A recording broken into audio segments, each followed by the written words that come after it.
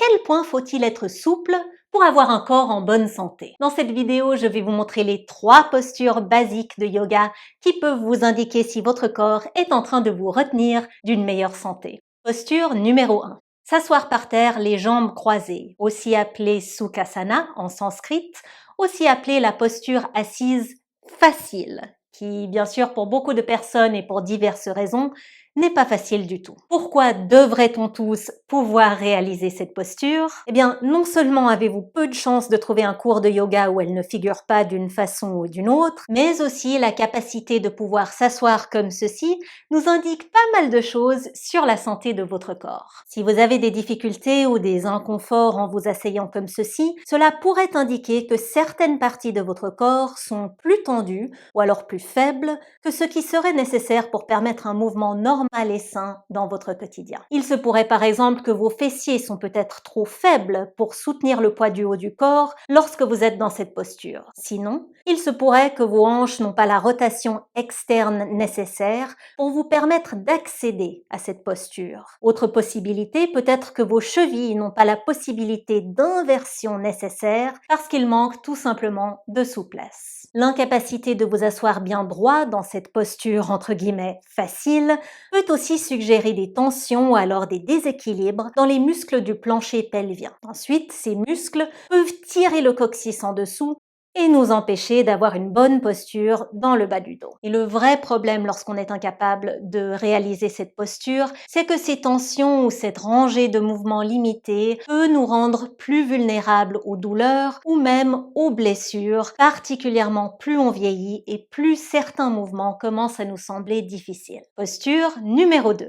S'asseoir sur vos talons, aussi appelé Vajrasana en sanskrit, ou sinon la posture du diamant, ou encore la posture de la foudre. Franchement, elle a trop de noms celle-là. Une fois de plus, il y a peu de chances que vous tombiez sur un cours de yoga classique qui ne va pas l'inclure sous une forme ou sous une autre, surtout la toujours populaire posture de l'enfant, mais ce n'est pas la seule raison pourquoi on devrait tous pouvoir la faire. Une incapacité de réaliser cette posture est souvent causée soit par une rigidité à l'avant de la cheville, qui du coup est incapable de venir en flexion plantaire suffisante, ou sinon par une rangée de mouvements limités ou un sentiment de pression dans les genoux, qui à leur tour ne peuvent pas maintenir une position fléchie pendant très longtemps, typiquement à cause de tensions dans les quadriceps ou dans les fléchisseurs de hanches. Autre possibilité, ces sacrées hanches tendues, qui dans cette position ont besoin de venir en légère rotation interne. Des limitations dans ces parties du corps peuvent avec le temps nous causer des problèmes d'équilibre, des problèmes de mauvaise circulation ou encore des problèmes de posture.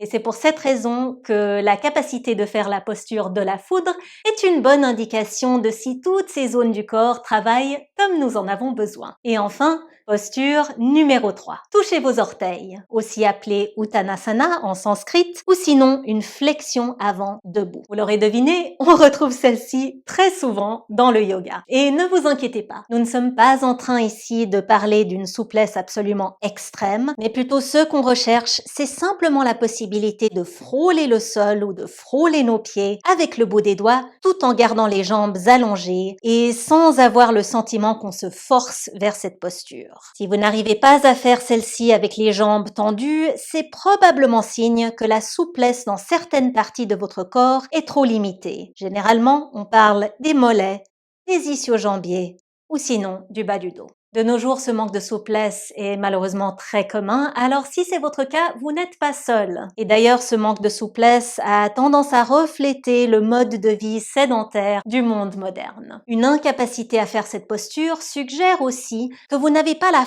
force nécessaire dans les fléchisseurs de hanche, donc à l'avant de la hanche, pour tirer le haut du corps et le bas du corps plus proches l'un de l'autre, même avec l'aide complémentaire de la gravité. Avec le temps, cette souplesse limitée peut restreindre l'élasticité de nos muscles, ce qui à son tour peut empêcher une bonne circulation et, aucune surprise, augmenter la possibilité de blessures. Si vous avez du mal avec l'une ou l'autre de ces 3 postures, vous êtes au bon endroit. J'ai des séances de 10 minutes de yoga pour toutes les 3 que vous pouvez suivre régulièrement et gratuitement afin d'améliorer la santé de votre corps. Alors choisissez-en une maintenant ici quelque part sur l'écran et je vous retrouve sur le tapis.